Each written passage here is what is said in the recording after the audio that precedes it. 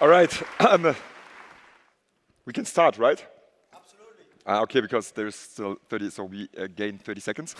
Yes, Gerhard, CEO of the Global Savings Group. He basically grew up in Lisbon, Portugal, and very much like myself, wanted to become a professional athlete, but not in basketball like me, but in tennis. So he decided to move to Florida, where the coaches told him 100% chance to get into college, 5% ATP. So he decided for college, but not playing tennis, but studying. And we are very grateful that he took the path, because now he's our great founder and CEO of Global Savings Group. So basically, Gerhard, tell us a little bit about the Global Savings Group. What is it? It's quite an unknown brand, but there is a lot behind it. Yeah, thanks, David, and thanks, Marco, for the invitation today.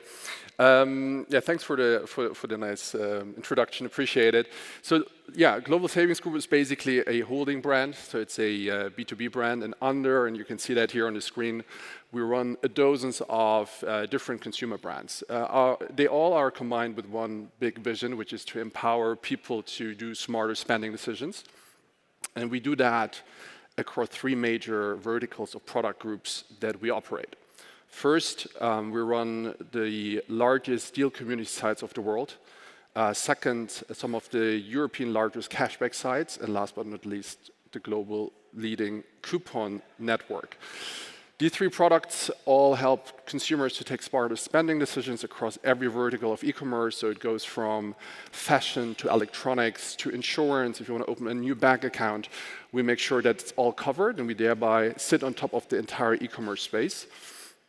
We only in Germany, to give you a feeling, because I think Check24 is a name that everybody can relate to. In Germany, we have more reach than Check24.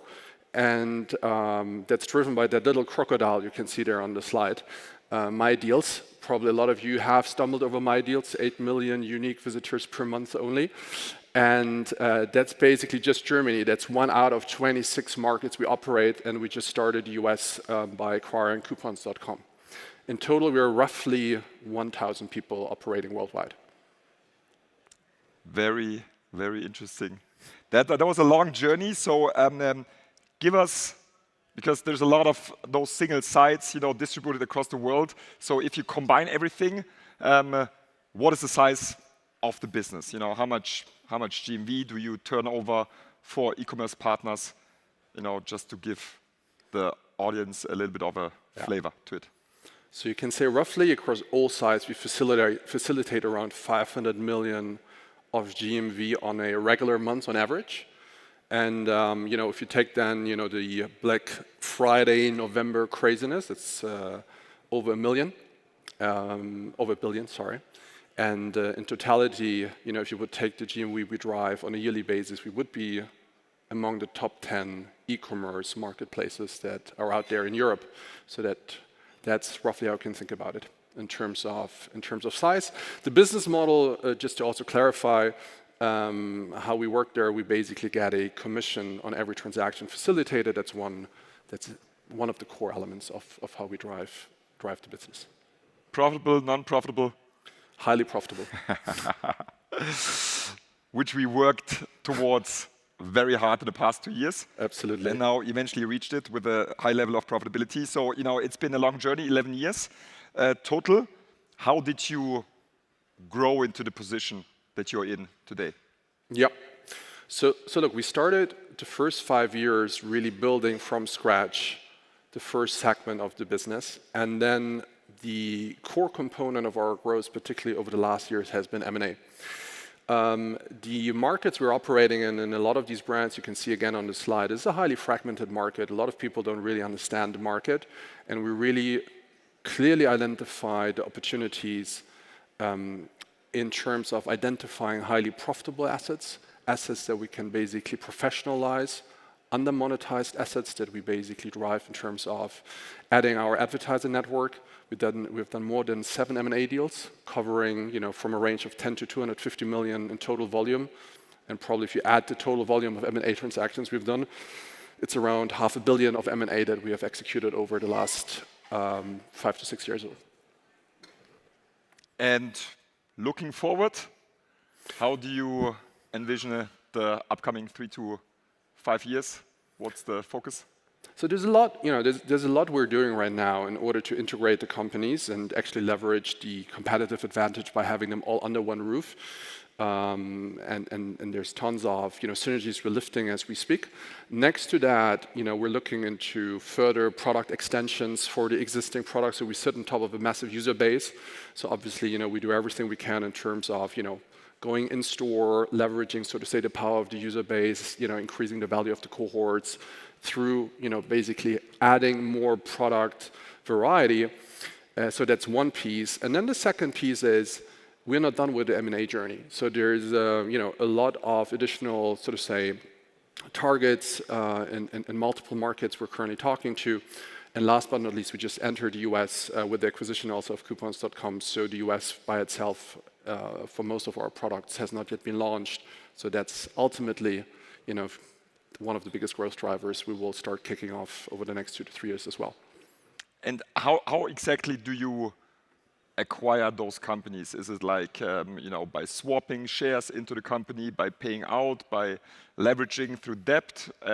What is the strategy on the financing side? We do all three sorts. So we've done pure cash deals. We've done a combination of cash and debt, and we have done cash debt equity swaps. It really depends on the size.